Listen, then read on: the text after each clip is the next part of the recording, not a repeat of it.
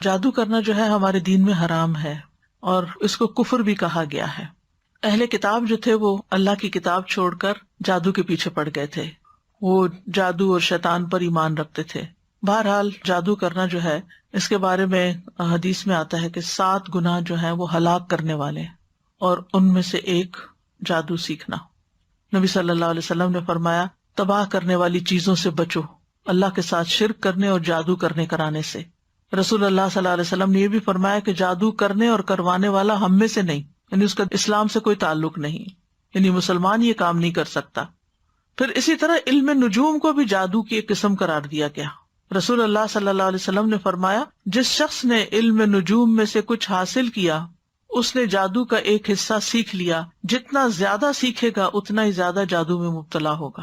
تو اس سے یہ پتا چلتا ہے کہ اس میں ستاروں سے بھی کچھ مدد لی جاتی ہے، کچھ حساب کتاب رکھا جاتا ہے۔ رسول اللہ صلی اللہ علیہ وسلم نے فرمایا عادی شرابی، یعنی جو مرتے دم تک شراب نہ چھوڑے، جادو پر ایمان رکھنے والا، یعنی کرنے کرانے والا یا سیکھنے والا یا سکھانے والا، اور قطع رحمی کرنے والا جنت میں داخل نہ ہوگا۔ ہاں اگر لا الہ الا اللہ پڑھتا تو ہو سکتا ہے کہ پھر سزا بھگت کے جائے، اللہ رحم کر دے۔ اسلام میں جادو کرنے والی کی سزا کیا ہے کہ اس کو قتل کر دیا جائے، چھوڑا نہ جائے، تاکہ اس مرض کا خاتمہ کیا جائے، کیونکہ اگر وہ زندہ رات ہو سکتا خود نہ کرے، کسی اور کو سکھا دے۔ اور جب لوگوں کو پتا چلتا ہے نا کہ اس کا جادو چلتا ہے یا یہ جادو کرنے کا لوگ نہیں اس کو چھوڑتے، اور پھر وہ واپس پلٹ آتا ہے اسی چیز پر۔ بجالہ کہتے ہیں کہ ہمارے پاس حضرت عمر کا خط ان کی وفات سے 1 سال پہلے آیا، اس میں لکھا تھا ہر جادوگر کو قتل کر دو، حضرت عمر نے حکم دیا تھا، تو ہم نے ایک دن میں 3 جادوگر مار ڈالے۔ جادو کرنے کی مختلف وجوہات ہوتی ہیں، عموماً دشمنی، حسد، رنجش یا کسی سے انتقام لینے کے لیے جادو کیا کرایا جاتا ہے۔ اس کا مقصد ہوتا ہے کہ دوسرے کو کسی ذہنی یا جسمانی بیماری میں مبتلا کر دیا جائے، کوئی کسی کام کے قابل نہ رہے، یا اگر کچھ لوگ مل کے کوئی بزنس کر رہے ہیں اور وہ بزنس بہت فلرش کر رہا ہے تو دوسروں کو حسد ہو جاتا ہے کہ ان کو توڑو، آپس میں ان کے درمیان پھوٹ ڈالو تاکہ یہ الگ الگ ہو جائیں گے تو یہ کام کاروبار بھی بیٹھ جائے گا۔ اسی طرح میاں بیوی میں تفریق ڈالنا، والدین اور اولاد کے بیچ میں لڑائیاں ڈلوانا، پڑوسیوں میں فساد، دوستوں میں جدائی، بہن بھائیوں کے بیچ میں نفرت، رشتوں، اولاد یا کاروبار میں رکاوٹ یا بندش ڈالنا، یہ عام طور پر جادو کے مقاصد ہوتے ہیں۔ پھر جادو کی کئی اقسام ہیں۔ کچھ جادو انسان کو مار ڈالتے ہیں، یعنی ایسی بیماری لگ جاتی ہے انسان کو کہ وہ سروائیو بھی نہیں کر سکتا۔ کچھ صرف بیمار کر دیتے ہیں۔ کچھ جادو انسان کی عقل کو ختم کر دیتے ہیں۔ کچھ جادو انسان کے جسم کے کچھ حصوں کو بے حس بے حرکت کر دیتے ہیں۔ کچھ جادو ایسے ہیں کہ جو انسان کے حواس میں تبدیلی پیدا کر دیتے ہیں، یعنی چیز کچھ ہوتی ہے اس کو کچھ اور ہی نظر آ رہی ہوتی ہے، متحرک چیز کو ساکن دیکھتا ہے، ساکن کو متحرک دیکھتا ہے۔ کچھ جادو محبت کھینچ لاتے ہیں، کچھ جادو نفرت کی وجہ بنتے ہیں۔ تو بہرحال یہ سارے جو جادو کی اقسام ہیں ان کے نام بھی ہیں، جیسے سحر تفریق، سحر محبت، سحر تخیل، سحر جنون، سحر خمول جس میں صرف کاہلی سستی ہوتی ہے، سحر حواتف جس میں متاثر شخص چیختا پکارتا ہے، چیخے مارتا ہے، سحر امراض مختلف بیماریاں جیسے مرگی وغیرہ ہوتی ہے، سحر استحاضہ یعنی خواتین کو پیریڈز ختم ہی نہیں ہوتے۔ پھر جادو کی علامات بعض آہستہ آہستہ شروع ہوتی ہیں، بعض ایک دم اسٹرانگ آتی ہیں، جیسے سستی، گھبراہٹ، خاموشی، تنہائی کی عادت، کسی سے نہیں ملنا، کسی سے بات نہیں کرنی، ذہنی انتشار، حد سے زیادہ چڑچڑا پن، ذرا سی بات پہ بھڑک اٹھنا، کسی کام میں دل نہ لگنا، نماز روزہ عبادت چھوڑ دینا، بغیر کسی بیماری اور وجہ کے سر چکرانا، ڈراؤنے خواب آنا، خواب میں بھی رونا، چیخنا، چلانا، خون کے چھینٹے اور کپڑوں کو کٹا ہوا پانا، خامد بیوی کے درمیان آپس میں کوئی کشش محسوس نہ کرنا، بغیر کسی وجہ کے رشتہ داروں کا آپس کے معاملات میں بگاڑ ہو جانا، یعنی ایک دوسرے سے ملنا جلنا چھوڑ دینا۔ تو یہ اس کی ظاہری علامات ہوتی ہیں۔ اب یہ ہے کہ اس شر سے بچنے کے لیے کیا کرنا چاہیے، کیونکہ جن اور انسان دونوں ہی انسان کے دشمن ہو سکتے ہیں۔ سب سے پہلی بات یہ ہے کہ انسان اللہ کے ساتھ اپنا تعلق مضبوط کرے، اللہ پر بھروسہ کرے، اور دل میں یہ خیال نہ لائے اور یہ وہم نہ لائے کہ مجھے پر کوئی جادو کر دے گا، بلکہ اللہ پہ توکل کرے، اللہ کی پناہ لے۔ حدیث میں آتا ہے کہ اللہ تعالیٰ فرماتا ہے میرا بندہ اگر مجھ سے مانگتا ہے تو میں اسے دیتا ہوں جو محبوب بندہ ہوتا ہے، اگر وہ کسی سے میری پناہ مانگتا تو میں اس کو پناہ دے دیتا ہوں۔ پھر اللہ تعالیٰ کے احکامات کی حفاظت، حدیث میں آتا ہے احفظ اللہ یحفظک، تم اللہ کے احکام کی حفاظت کرو، اللہ تمہاری حفاظت کرے گا۔ نمازوں کی حفاظت، یعنی جو نمازوں کی حفاظت کرتا ہے وہ اللہ کے ذمے میں ہوتا ہے، اللہ کی حفاظت میں ہوتا ہے۔ خصوصاً نماز فجر کی حفاظت. اسی طرح اشراق کا پڑھنا. رسول اللہ صلی اللہ علیہ وسلم نے فرمایا، اللہ عز و جل فرماتا ہے، اے ابن آدم تو دن کے پہلے حصے میں میرے لیے 4 رکعتیں پڑھ لیا کر، میں اس دن کے آخری حصے تک تیری کفایت کروں گا. پھر طہارت کا خیال رکھنا. یاد رکھیے یہ جنات اور یہ شر اور شیاطین اور یہ جادو کے اثرات ان لوگوں پر زیادہ ہوتے ہیں جو پاک صاف نہیں رہتے، اپنے ڈرٹی بالوں کو صاف نہیں کرتے، اپنے استنجا کا صحیح اہتمام نہیں کرتے، یا نہاتے نہیں ہیں، یا صاف کپڑے نہیں پہنتے، یا اندھیرے میں رہنا پسند کرتے ہیں، یا سیاہ رنگ ان کو بہت پسند ہوتا ہے کیونکہ سیاہ رنگ کے اوپر شیاطین زیادہ آسانی سے کام کر لیتے ہیں. پہلے بھی حدیث میں نے آپ کو سنائی تھی کہ جب انسان سو کر اٹھے تو اپنے ناک کو خوب جھاڑے، کیونکہ شیطان جو ہے ناک کے باندھنے پر رات گزارتے ہیں. پھر صبح شام کی اذکار کی پابندی کریں. سونے جاگنے کے اذکار کی پابندی وہ بھی حفاظت کے لیے بہت ضروری ہے. بیت الخلاء میں جاتے ہوئے دعا پڑھیں. ہر کام سے پہلے بسم اللہ پڑھیں، کیونکہ جس کام میں بسم اللہ ہو جاتی ہے تو شیطان وہاں سے نکلتا جاتا ہے، وہ اس میں داخل نہیں ہو سکتا، شامل نہیں ہو سکتا. جیسے انسان اپنے گھر میں داخل ہوتا ہے تو بسم اللہ پڑھ کے دروازہ کھولے، کھانا کھانے لگتا ہے تو بسم اللہ پڑھ کر کھائے. اور اسی طرح لائٹ آف کر رہا ہے، لائٹ آن کر رہا ہے، کوئی چیز اٹھا رہا ہے، رکھ رہا ہے، تو بسم اللہ کو تکیہ کلام بنا لینا چاہیے ایک طرح سے لباس اتارتے وقت. اور پھر اسی طرح دائیں ہاتھ سے کھانا اور پینا چاہیے، کیونکہ شیطان بائیں ہاتھ سے کھاتا ہے. تو اگر بائیں ہاتھ سے آپ کھاتے ہیں تو شیطان بیچ میں شریک ہو جاتا ہے اور اس کو اپنا عمل کرنے کا موقع مل جاتا ہے. پھر مغرب کے وقت بچوں کو خاص طور پہ گھر سے باہر نہیں نکالنا چاہیے، کیونکہ مغرب کے قریب شیطان جنات جو ہیں وہ زمین پر پھیل جاتے ہیں اور اچکتے پھرتے ہیں. اب اس کا علاج کیسے کرنا چاہیے؟ سب سے پہلے یہ ہے کہ انسان قرآن سے علاج کرے. قرآن شفا ہے، نافع علاج ہے. قل هو للذین آمنوا ھدی وشفاء، کہہ دیجئے یہ ان لوگوں کے لیے جو ایمان لائے ہدایت اور شفا ہے. وَنُنَزِّلُ مِنَ الْقُرْآنِ مَا هُوَ شِفَاءٌ وَرَحْمَةٌ لِّلْمُؤْمِنِينَ وَلَا يَزِيدُ الظَّالِمِينَ إِلَّا خَسَارًا. ہم قرآن میں جو کچھ نازل کرتے ہیں وہ مومنوں کے لیے تو شفا اور رحمت ہے، مگر ظالموں کے خسارے میں ہی اضافہ ہوتا ہے. حضرت عائشہ سے مروی ہے کہ رسول اللہ صلی اللہ علیہ وسلم ایک مرتبہ ان کے پاس تشریف لائے تو دیکھا ایک عورت حضرت عائشہ کا علاج کر رہی ہے، بیمار جو تھی یا ان کو دم کر رہی ہے. تو آپ نے فرمایا کتاب اللہ کے ساتھ اس کا علاج کرو. آپ کو معلوم ہے کہ اس زمانے میں مدینہ میں کوئی حکیم، کوئی ڈاکٹر کچھ بھی نہیں تھا، وہ لوگ عام طور پہ بیمار نہیں ہوتے تھے. تو ایک حکیم کو پتا چلا کہ اس علاقے میں کوئی حکیم نہیں، تو وہ آ گیا کہ میں یہاں رہ کر لوگوں کا علاج کروں گا. 6 مہینے گزر گئے، اس کے پاس کوئی بھی نہیں آیا کہ کوئی بیمار نہیں پڑا. تو آخر اس نے راز پوچھا کہ کیا وجہ ہے. اس نے کہا کہ اس وقت تک ہم نہیں کھاتے جب تک بھوک نہیں لگتی، اور جب بھی بھوک باقی ہوتی ہے تو کھانا چھوڑ دیتے ہیں. بہرحال اگر چھوٹی موٹی کوئی تکلیف ہوتی بھی تھی تو دم وغیرہ کر لیتے تھے لوگ، قرآن پڑھ لیتے تھے، مسنون دعائیں ہیں وہ پڑھ لیا کرتے تھے، علاج ہو جاتا تھا. تو آپ صلی اللہ علیہ وسلم نے فرمایا کہ کتاب اللہ کے ساتھ اس کا علاج کرو، یعنی قرآن میں سے پڑھ کر اس پہ دم کرو. اسی طرح کچھ غذائیں ایسی ہیں کہ جو علاج ہیں، جیسے کلونجی. آپ نے فرمایا کلونجی کے دانوں میں موت کے علاوہ ہر بیماری کا علاج ہے، یعنی اس تیل پر دم کر کے انسان مریض کے متاثرہ حصے جو ہیں ان پر لگا سکتا ہے، مساج کر سکتا ہے. اور کلونجی کے دانوں پہ دم کر کے وہ پھر مریض کو کھلانا بھی چاہیے.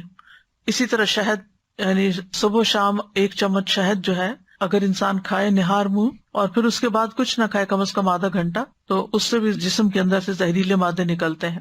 قرآن میں آتا ہے یخرج من بطونها شراب مختلف الوانہ فیہ شفاء للناس. یہ اللہ تعالیٰ کا حکم ہے کہ شہد میں شفا ہے، خالص ہونا چاہیے. ٹھیک ہے. آپ صلی اللہ علیہ وسلم نے فرمایا شفا 3 چیزوں میں، پچھنا لگوانے میں، شہد پینے میں، اور آگ سے داغنے میں. اور میں اپنی امت کو آگ سے داغنے سے منع کرتا ہوں. تو اب شہد چاہے را پی لیں یا اس کو پانی میں ملا کے پی لیں، تو اس پہ بھی آپ دم کر کے رکھ سکتے ہیں اور اس کو بھی استعمال کر سکتے ہیں. آپ صلی اللہ علیہ وسلم نے فرمایا شفا تو صرف 2 چیزوں میں ہے، شہد لوگوں کے لیے شفا ہے اور قرآن دلوں کی شفا ہے. پھر آب زمزم، جس مقصد کے لیے اس کو پیا جائے تو اس سے شفا ہوتی ہے. اگر آپ کے پاس تھوڑا سا بھی آب زمزم ہو، کوئی حج سے آنے والا یا عمرے سے آنے والا آپ کے لیے لائے، تو آپ اس کو ضروری نہیں کہ ایک مرتبہ سارا پی جائیں، آپ اس کو دوسرے پانی میں تھوڑا تھوڑا ملا لیں، وہ پورے پانی کا مزاج بدل جائے گا. حدیث میں آتا ہے کہ انہا مبارکتن انہا طعام طعم، کہ وہ بابرکت ہے اور کھانے والے کا کھانا بھی ہے. اور حدیث میں بھی آتا ہے کہ زمزم کا پانی اس مقصد کے لیے جس کے لیے وہ پیا جائے. اور اگر آپ وہاں جائیں اللہ کے گھر تو زمزم سے نہائیں. نیچے وہ جگہ بنی ہوتی تھی پہلے، آپ کو نہیں معلوم، تو لوگ اپنے اوپر بھی بہاتے تھے. پیچھے کا صفا مروہ کی طرف سے جائے نا باہر نکل کے، تو وہاں ٹیپس لگی ہوئی ہیں جہاں ڈائریکٹ زمزم آ رہا ہوتا ہے. بوٹل بھر کے لے آئیں اور اپنے اوپر تھوڑا تھوڑا تھوڑا کر کے سارا بہا لیں. اس کو دم کر کے بھی نہا سکتے ہیں، اس سے بھی بیماری جاتی ہے، اور صبح شام اس کو پیا جائے. پھر اسی طرح دم کیا ہوا پانی جو ہے ناک میں ڈالنا اور جھاڑنا، یعنی ڈال کے اس کو جھاڑا جائے، کیونکہ یہ جگہ شیاطین کے بیٹھنے کی ہو جاتی ہیں. زیتون کا تیل استعمال کرنا، نبی صلی اللہ علیہ وسلم نے فرمایا زیتون کھاؤ اور اس کو لگاؤ، بے شک یہ مبارک درخت ہے. اچھا تو یہ ہے کہ شہد، زیتون کا تیل اور کلونجی کا تیل یا کلونجی کے دانے، ان کو انسان مکس کر کے رکھ لے اور اس میں سے ½ ٹی اسپون یا 1 ٹی اسپون صبح شام لے سکتا ہے یا ایک ٹائم لے سکتا ہے، کیونکہ ہر ایک کو ایک ڈوز نہیں چلتی. تو جو ان چیزوں کے ماہر ہوتے ہیں طب نبی کے، ان سے پوچھا جا سکتا، مشورہ کیا جا سکتا.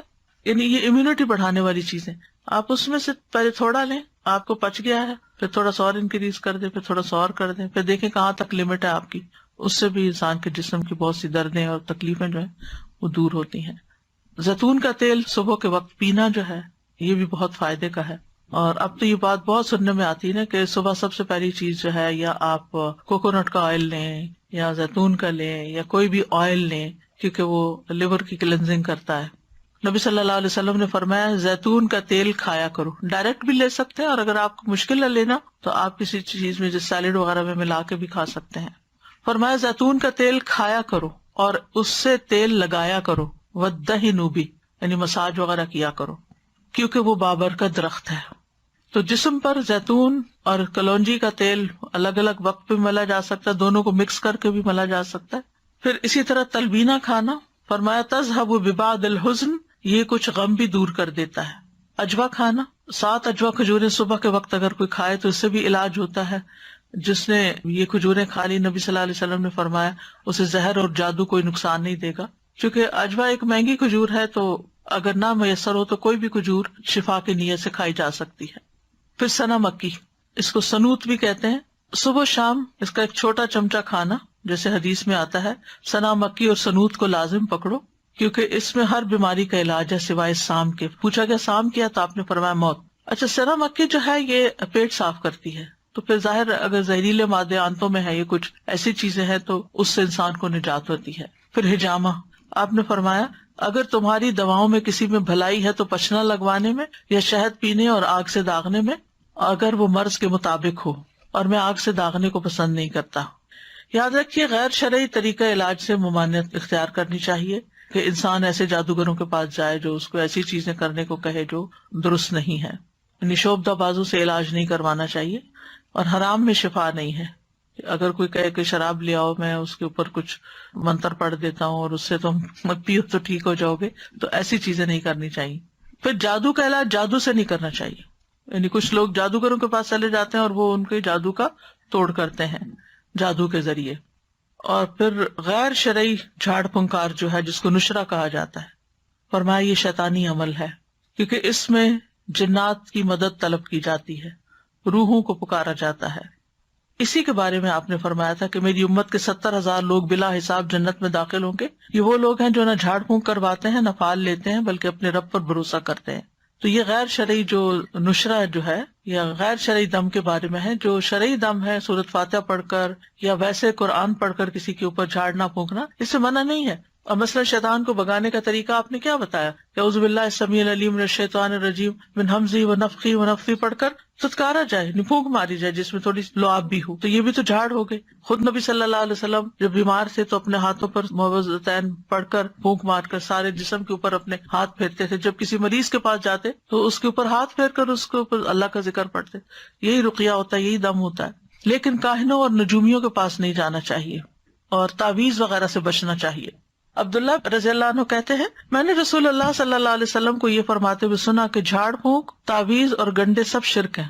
جو صحیح والی جھاڑ پھونک ہے وہ منع نہیں ہے، جو نشرہ ہے اس کی بات ہو رہی ہے. کہتی ہیں میں نے کہا آپ یہ کیا کہہ رہے ہیں، اللہ کی قسم میری آنکھ بہتی تھی، میں فلاں یہودی کے پاس جاتی، وہ اس پہ دم کرتا، وہ ٹھیک ہو جاتی. تو عبداللہ بن مسعود نے فرمایا یہ شیطانی عمل ہے، شیطان اپنے ہاتھ سے اسے دھنساتا، جب تم اس پہ دم کراتی تو وہ باز آ جاتا. تمہارے لیے تو یہی کافی ہے کہ تم وہ دعا پڑھ لیا کرو جو رسول اللہ صلی اللہ علیہ وسلم پڑھتے تھے کہ اے لوگوں کے رب اس تکلیف کو دور فرما، مجھے شفا عطا فرما، تو ہی شفا دینے والا ہے، تیرے علاوہ کسی کی شفا کچھ نہیں، ایسی شفا عطا فرما جو بیماری کا نام و نشان نہ چھوڑے. اذهب البأس رب الناس واشف انت الشافی لا شفاء الا شفاؤک اشف شفاء لا یغادر سقما۔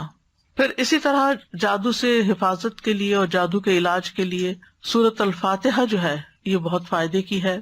اور اس کی دلیل کیا ہے؟ ابو سعید خدری کہتے ہیں کہ نبی صلی اللہ علیہ وسلم کے چند صحابہ عرب کے قبیلوں میں سے ایک قبیلے کے پاس سے گزرے تو قبیلہ والوں نے ان کی ضیافت نہیں کی۔ کچھ دیر بعد اس قبیلے کے سردار کو بچھو نے کاٹ لیا۔ قبیلے والوں نے کہا کہ آپ لوگوں کے پاس کوئی دوا یا کوئی دم کرنے والا ہے؟ تو صحابہ نے کہا کہ تم نے ہماری ضیافت نہیں کی، اب ہم اس وقت تک دم نہیں کریں گے جب تک تم ہمارے لیے اس کی مزدوری مقرر نہ کرو۔ یہیں سے راقی حضرات جو ہے وہ اس کی دلیل لیتے ہیں کہ راقی جو ہے وہ اجرت لے سکتا ہے۔ چنانچہ ان لوگوں نے چند بکریاں دینی منظور کر لی۔ پھر ابو سعید خدری سورۃ الفاتحہ پڑھنے لگے اور اپنا لعاب بھی اس جگہ پر ڈالنے لگے۔ اس سے وہ شخص اسی وقت ٹھیک ہو گیا، تندرست ہو گیا۔ چنانچہ قبیلے والے بکریاں لے کر آئے، لیکن صحابہ نے کہا جب تک ہم نبی صلی اللہ علیہ وسلم سے پوچھ نہ لیں ہم بکریاں نہیں لے سکتے۔ جب آپ سے پوچھا گیا تو آپ مسکرائے اور فرمایا تمہیں کیسے معلوم ہو گیا تھا کہ سورۃ فاتحہ سے دم بھی کیا جا سکتا ہے؟ ان بکریوں کو لے لو اور اس میں میرا حصہ بھی رکھو، یعنی خوش مزاجی سے آپ نے فرمایا۔ اور یہ اس لیے فرمایا گا کہ لوگوں کے دلوں کے اندر کراہت نہ ہو اس میں۔ تو اس میں آپ دیکھیے کہ بعض راکی اس سے یہ دلیل بھی لیتے کہ وہ 40 بکریاں تھی اور راکی کو 40 بکریوں کی قیمت تک کی قیمت لینے کا جواز ملتا ہے۔ بہرحال اللہ عالم۔ پھر سورۃ البقرہ جو ہے اس کا پڑھنا، نبی صلی اللہ علیہ وسلم نے فرمایا سورۃ البقرہ پڑھا کرو، اس کا پڑھنا باعث برکت ہے اور اس کا چھوڑنا باعث حسرت ہے، اور جادوگر اس کو حاصل کرنے کی طاقت نہیں رکھتے، یعنی اس پہ قابو نہیں پا سکتے۔ تو اس میں کیا کرنا چاہیے؟ روٹین میں روز سورۃ البقرہ کا کچھ حصہ پڑھتے رہنا چاہیے، جب پھر ختم ہو جائے پھر شروع کر لیں، پھر یعنی اور کچھ نہیں تو روزانہ 2 پیجز، یعنی صفحہ ایک صفحہ ادھر ہوتا ہے ایک صفحہ ادھر۔ مصحف عثمانی میں آپ دیکھیں آیت پہ ختم ہوتا ہے نا صفحہ، 2 صفحے ہر روز پڑھ لیا کریں، مثلا 4 صفحے ہر روز پڑھ لیں، 8 صفحے ہر روز پڑھ لیں تاکہ وہ برکت رہے۔ لگانا اور بات ہوتا ہے اور خود پڑھنا اور بات ہوتی ہے، کیونکہ اس میں تو صرف ہمارے کان سن رہے ہوتے ہیں، لیکن جب ہم خود پڑھتے ہیں تو ہمارا دل دماغ سب کچھ پھر حاضر ہوتا ہے اس میں۔ لیکن سورۃ البقرہ کی کچھ آیات جادو کے توڑ کے لیے بڑی مؤثر ہیں۔ اس میں الف لام میم سے لے کر المفلحون تک، اس کے بعد واتبعوا ما تتلو الشیاطین علی ملک سلیمان، آیت نمبر 102 سورۃ البقرہ کی، پھر آیت نمبر 163 اور 164 وَإِلَٰهُكُمْ إِلَٰهٌ وَاحِدٌ لَا إِلَٰهَ إِلَّا هُوَ الرَّحْمَٰنُ الرَّحِيمُ، پھر آیت الکرسی، پھر آمن الرسول۔ تو آپ دیکھیں زیادہ تر رکیہ تو یہی آ گیا۔ رسول اللہ صلی اللہ علیہ وسلم نے فرمایا اللہ تعالیٰ نے زمین و آسمان کی تخلیق سے 2000 سال قبل کتاب لکھی تھی، اس میں سے 2 آیتیں نازل کر کے ان سے سورۃ البقرہ کا اختتام کیا گیا، لہٰذا جس گھر میں 3 راتوں تک سورۃ بقرہ کی آخری 2 آیتیں پڑھی جائیں گی شیطان اس کے قریب نہیں آئے گا، یعنی پھر وہ جادو وغیرہ کا اثر نہیں ہوگا انشاءاللہ۔ دیگر قرآنی آیات بھی ہیں جیسے سورۃ آل عمران کی آیت نمبر 18 اور 19، شہد اللہ انہ لا الہ الا ہو، اس میں بھی توحید کی بات ہے۔ پھر سورۃ الاعراف آیت 54 سے 56 تک، ان ربکم اللہ الذی خلق السماوات والارض فی 6 ایام، اور آیت 56 ہے ولا تفسدوا فی الارض بعد اصلاحها۔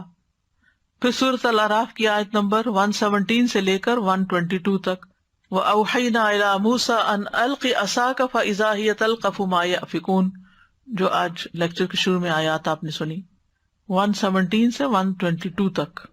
پھر سورۃ یونس آیت 81 سے 82، فلما القوا قال موسیٰ ما جئتم بہ السحر ان اللہ سیبطلہ ان اللہ لا یصلح عمل المفسدین ویحق اللہ الحق بکلماتہ ولو کرہ المجرمون۔ پھر سورۃ طٰہٰ کی آیت وَأَلْقِ مَا فِي يَمِينِكَ تَلْقَفْ مَا صَنَعُوا إِنَّمَا صَنَعُوا كَيْدُ سَاحِرٍ وَلَا يُفْلِحُ السَّاحِرُ حَيْثُ أَتَىٰ۔ پھر سورۃ المؤمنون کی آیت ہے أَفَحَسِبْتُمْ أَنَّمَا خَلَقْنَاكُمْ عَبَثًا وَأَنَّكُمْ إِلَيْنَا لَا تُرْجَعُونَ فَتَعَالَى اللَّهُ الْمَلِكُ الْحَقُّ لَا إِلَٰهَ إِلَّا هُوَ رَبُّ الْعَرْشِ الْكَرِيمِ۔ یہ آگے بھی ہے أَنْتَ خَيْرُ الرَّاحِمِينَ تک۔ المؤمنون کی آیت نمبر 115 سے لے کر 118 تک، 115 سے 118، یہ سورۃ المؤمنون۔ اور سورۃ طٰہٰ کی آیت نمبر ہے 69 69، اور یونس کی ہے 81 اور 82۔ پھر سورۃ صافات پہلی 10 آیتیں، پھر سورۃ الاحقاف 29 سے 33 تک، پھر سورۃ الرحمن 33 سے 36 تک، پھر سورۃ الحشر 21 سے 24 تک، یعنی آخری آیتیں جو ہے نا لو انزلنا ھذا القرآن علی جبل۔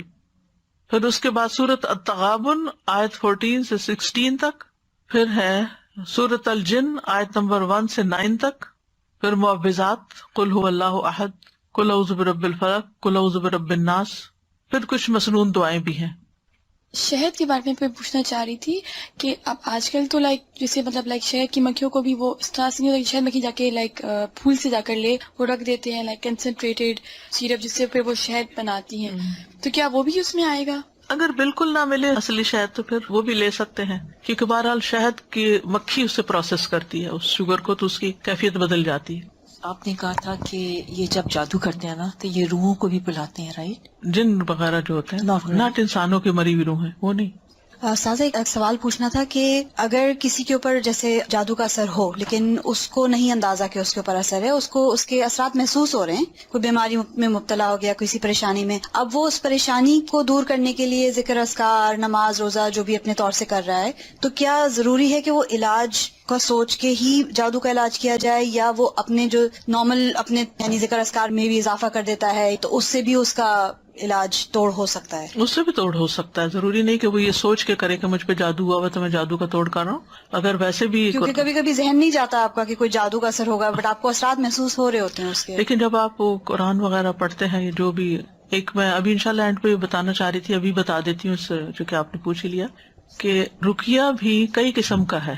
طویل رقیہ بھی ہے جو گھنٹہ بھر کا رقیہ ہے، اور مختصر بھی ہے جس میں وہ میں کارڈ لانا بھول گئی تھی، سبز رنگ کا کارڈ ہے، شفا کی آیات، اس کے آگے یہ دعائیں بھی ہیں جو ابھی میں بولنے والی ہوں، اور آیات بھی۔ آیات میں کیا سورۃ الفاتحہ ہے، البقرہ کا پہلا یعنی المفلحون تک ہے، پھر آیت الکرسی ہے، آمن الرسول ہے، معوذات ہے، قل هو اللہ، اور وہ یہ بھی اتنا مؤثر ہے کہ اگر آپ کو کوئی شک ہے اس طرح کا، یا کوئی دوائی وغیرہ اثر نہیں کر رہی، یا آپ تھکے تھکے محسوس کرتے ہیں، تو آپ اپنے ہی ہاتھ پر پڑھ کے سورۃ فاتحہ اس طرح کر کے اپنے پورے جسم پر پھیر کے اپنے آپ کو جھاڑیں، پھر اس کے بعد سورۃ البقرہ کا پہلا رکوع پڑھ کے پھر جھاڑیں، پھر اسی طرح یعنی ہر جو آیت ہے سورۃ البقرہ ہی کے، اور پھر معوذات ہر دفعہ پڑھ کے جھاڑیں۔ آپ یقین کریں اگر آپ نے کیا نا تو آپ پہلے سے لازم بہتر محسوس کریں گے۔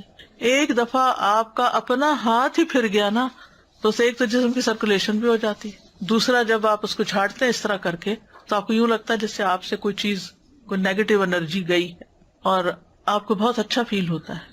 یہ تو کبھی کبھار ایسا کر ہی لینا چاہیے، لیکن بعض اوقات یہ ہوتا ہے کہ آپ کی اتنی اسپرٹس لو ہیں کہ کچھ لوگ پڑھ ہی نہیں سکتے، یا کچھ لوگ پڑھتے ہیں بس وہ بے یقینی کے ساتھ پڑھتے ہیں، آدھا دل سے پڑھا آدھا نہیں پڑھا۔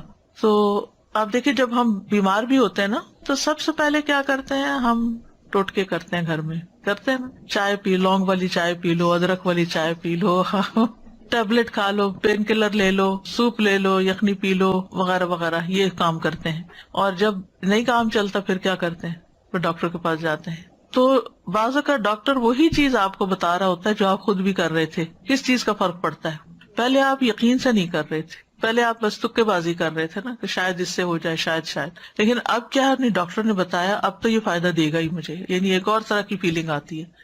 اسی طرح ایک بات آپ کسی ایک عام انسان کے منہ سے سنتے ہیں تو آپ پر اثر نہیں ہوتا، وہی بات ایک اسکالر یقین کے ساتھ کہتا ہے تو آپ اس کو پکڑ لیتے ہیں، یعنی کہنے والے کے کہنے سے بھی بڑا فرق پڑتا ہے، ڈائریکشن مل جاتی ہے ایک۔ اور پھر یاد رکھیے اس میں انسان کی نفسیات انوالوڈ ہے، انسان کی سوچ کا بڑا عمل دخل ہے، انسان کی جو کیفیات ہیں ان کا بڑا عمل دخل ہے۔ آپ نے دیکھا ہوگا کہ کچھ لوگوں کے پاس آپ تھوڑی دیر بیٹھ جائے تو آپ ایک فریش فیل کرنے لگتے ہیں۔ اب مثال کے طور پر جو سائیکیٹرسٹ ہوتے ہیں وہ باتیں ہی تو کرتے ہیں، تو آپ باتوں سے کیوں ٹھیک ہو جاتے ہیں؟ کیونکہ وہ ایسی باتیں کرتے ہیں کہ جو ایک سینس بناتی ہیں، پھر آپ کے اپنے جو کنفیوژن وہ دور ہونے لگتے ہیں، آپ اپنے آپ کو انالائز کرنے لگتے ہیں، پھر آپ اتنا بڑا پہاڑ جو بنایا ہوا ہوتا ہے وہ بالکل چھوٹا سا بنایا جاتا ہے کہ ہاں یہ تو کچھ بھی نہیں تھا، میں نے کیوں اس کو اتنا ہوا بنایا ہوا تھا، میں اس چیز سے کیوں ڈر رہی تھی۔ تو بعض اوقات انسان جو چیز سوچتا رہتا ہے نا وہی ہونے بھی لگتی ہے، اللہ جانتا ہے اس کے پیچھے کیا حکمت ہے۔ جب ہم ایک بات سوچے جاتے تو وہ چیزیں، آج ہی میں سن رہی تھی کسی کا کہ کسی نے کہا کہ یہ بات ریسرچ بیسڈ ہے، یعنی صرف ایسی نہیں ہے۔ وہ کہتے ہیں کہ جو لوگ تیز گاڑی چلاتے ہیں ان کے ایکسیڈنٹس کم ہوتے ہیں بنسبت ان لوگوں کے جو ڈرے رہتے ہیں اور کہتے ہیں کہیں میں ایکسیڈنٹ نہ کر دوں، وہ زیادہ ایکسیڈنٹ کرتے ہیں، کانفیڈینس نہیں ہوتا۔ تو یہ جو یقین ہے نا یہ بڑی دولت ہے، جو کانفیڈینس ہے یہ بڑی دولت ہے کسی انسان پر آپ کا اعتماد ہو تو اس کی چھوٹی سی بات بھی آپ کو لگ جاتی ہے، اور اگر کسی پر نہیں تو وہ بڑی بڑی بات بھی آپ کو سمجھائے تو آپ کہتے ہیں بس یہ تو باتیں ہی کرتا ہے، اس کی کیا بات ہے، یقین نہیں آتا آپ کو اس پر۔ اب دیکھیے ہمارا دین تو بنیاد ہی ایمان پر ہے، اللہ پر ایمان لاؤ، رسول پر ایمان لاؤ، رسول پر ایمان لاتے ہیں تو ان کی ہر بات کو ہم سنت سمجھ کے، ثواب سمجھ کے، ریچول سمجھ کے کرنا شروع کر دیتے ہیں، اور بعد میں ہمیں پتا چلتا ہے اس کا تو یہ اور یہ فائدہ تھا، اور ہم پہلے سے ہی کر رہے ہوتے ہیں۔ اس علاج میں یہ بات ضرور ذہن میں رکھیے، یقین کی بات۔ تو چند مسنون دعائیں ہیں، میں یہ بتا دوں ایک دفعہ، اور یہ جو کارڈ میں آپ کو بتا رہی تھی آیات شفا کا، یہ ایکچولی میں نے خود بہت چیزیں دیکھ دیکھ کے پھر اس نظریے کے ساتھ اس کو میں نے بنوایا تھا کہ دیکھنے میں بھی چھوٹا، اٹھانے میں بھی، بیگ میں بھی رکھ سکیں، اور مختصر ہو اور اوتھینٹک ہو۔ تو اس میں یہ جو میں اس وقت آپ کو بتا رہی ہوں وہی دعائیں ہیں، اگر آپ اپنی نماز کی جگہ پہ رکھ لیں، یا کہیں بھی جہاں آپ کی نظر پڑتی ہو، یا کوئی بیمار ہو اس پہ جا کے پڑھ کے اس پہ دم بھی کر سکتے ہیں، یا اس کو دے سکتے ہیں، وہ اپنے لیے خود بھی پڑھ سکتا ہے۔ اسی طرح یہ کتاب ہے جادو، حقیقت اور علاج، اس میں کافی ڈیٹیل ہے، اگر انسان حقیقت معلوم کر لے تو پھر خوف زیادہ نہ ہو، اس سے نکل آئے، اور یہ یقین رکھے کہ میں ٹھیک ہو جاؤں گا۔ یعنی جب بیمار کو یہ ہوتا کہ میں نے ٹھیک کوئی نہیں ہونا، جیسے وہ ایک بوڑھے کے بخار ہو گیا تھا تو آپ نے اس کو جب سمجھایا تو اس نے کہا کہ نہیں یہ تو مجھے قبر میں اتار کے چھوڑے گا، تو آپ نے کہا پھر ٹھیک ہے۔ تو سوچ سے بھی بہت تعلق ہوتا ہے چیزوں، پازیٹو سوچیں ہمیشہ۔ ایک اور دعا، اعوذ بکلمات اللہ التامات التی لا یجاوزہن بر ولا فاجر من شر ما خلق وذرأ وبرأ ومن شر ما ينزل من السماء ومن شر ما يعرج فيها ومن شر ما ذرأ في الأرض ومن شر ما يخرج منها ومن شر فتن الليل والنهار ومن شر كل طارق إلا طارق يطرق بخير يا رحمن۔ میں اللہ کے کامل کلمات کے ساتھ پناہ پکڑتا ہوں جن سے آگے نہ تو کوئی نیک اور نہ ہی کوئی برا شخص بڑھ سکتا ہے، ہر اس چیز کے شر سے جس کو اس نے بنایا، پیدا کیا اور پھیلایا، ہر اس چیز کے شر سے جو آسمان سے اترتی ہے، اور اس چیز کے شر سے جو اس میں چڑھتی ہے، اور اس چیز کے شر سے جسے اس نے زمین میں پیدا کیا، اور اس چیز کے شر سے جو اس سے نکلتا ہے، اور رات اور دن کے فتنوں کے شر سے، اور رات کو آنے والے کے شر سے، سوائے اس کے جو خیر کے ساتھ آئے، اے رحم فرمانے والے۔ یہ جو ہے جبریل علیہ السلام کی سکھائی ہوئی دعا ہے، ٹھیک ہے۔ ابو طیاح کہتے ہیں ایک آدمی نے عبد الرحمن بن خنبش سے پوچھا کہ رسول اللہ صلی اللہ علیہ وسلم نے اس وقت کیا کیا جب ان کے پاس شیاطین آئے؟ انہوں نے کہا شیاطین مختلف وادیوں گھاٹیوں سے اتر کر آپ کے پاس آئے، اور ان میں سے ایک شیطان کے ساتھ آگ کا شعلہ تھا جس کا ارادہ یہ تھا کہ وہ رسول اللہ صلی اللہ علیہ وسلم کو جلا دے، یعنی اتنے ڈھیروں ڈھیر آ گئے، لیکن وہ مروب ہو گیا، خود ہی پیچھے ہٹنے لگا۔ اتنی دیر میں جبریل آپ کے پاس آئے اور کہنے لگے اے محمد کہیے۔ آپ نے پوچھا کیا کہوں؟ انہوں نے کہا آپ کہیے یہ دعا، یہ پڑھیے، یعنی اگر ڈھیروں شیطان بھی آپ کے پیچھے لگ جائیں تو اس دعا سے بھاگ جائیں گے انشاءاللہ۔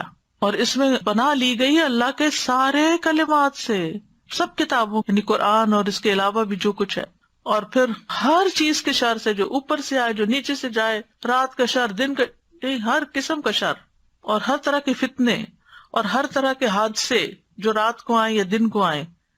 تو یہ دعا بہت فائدے کی ہے، صبح شام کی دعاؤں میں آپ شامل کر سکتے ہیں۔ اسی طرح ایک اور دعا بھی ہے، اعوذ بوجہ اللہ العظیم الذی لیس شیء اعظم منہ وبکلمات اللہ التامات التی لا یجاوزہن بر ولا فاجر وباسماء اللہ الحسنی کلہا ما علمت منہا وما لم اعلم من شر ما خلق وبرأ وذرأ۔ میں اللہ کے عظیم چہرے کی پناہ پکڑتا ہوں جس سے عظیم کوئی اور چیز نہیں، اور اس کے مکمل کلمات کے ساتھ پناہ لیتا ہوں جن سے آگے کوئی نیک یا بد بڑھ ہی نہیں سکتا، اور اس کے تمام اسماء حسنہ کے ساتھ پناہ لیتا ہوں جن کو میں جانتا ہوں، جن کو میں جانتا بھی نہیں ہوں۔ کس سے؟ ہر اس چیز کے شر سے جس کو اس نے بنایا، پیدا کیا اور پھیلا دیا۔ بات ہی ختم، کوئی چیز بچی نہیں۔ کعب الاحبار کہتے ہیں اگر میں یہ چند کلمات نہ پڑھتا تو یہودی مجھے گدھا بنا دیتے ہیں، یعنی یہ حضرت کعب الاحبار جو ایک یہودی عالم تھے وہ پڑھا کرتے تھے، کیونکہ یہود بہت زیادہ جادو میں پڑ گئے تھے، تو اس کا انہوں نے توڑ بتایا۔ پھر اعوذ بکلمات اللہ التامات من غضبہ وشر عبادہ ومن ہمزات الشیاطین وان یحضرون۔ میں اللہ کے تمام کلمات کی پناہ میں آتا ہوں اس کی ناراضگی سے، اس کے بندوں کی شرارتوں سے، شیطانوں کے وسوسوں سے، اور اس بات سے کہ وہ میرے پاس آئیں۔ پھر اعوذ بکلمات اللہ التامات من کل شیطان وہامۃ ومن کل عین لامۃ۔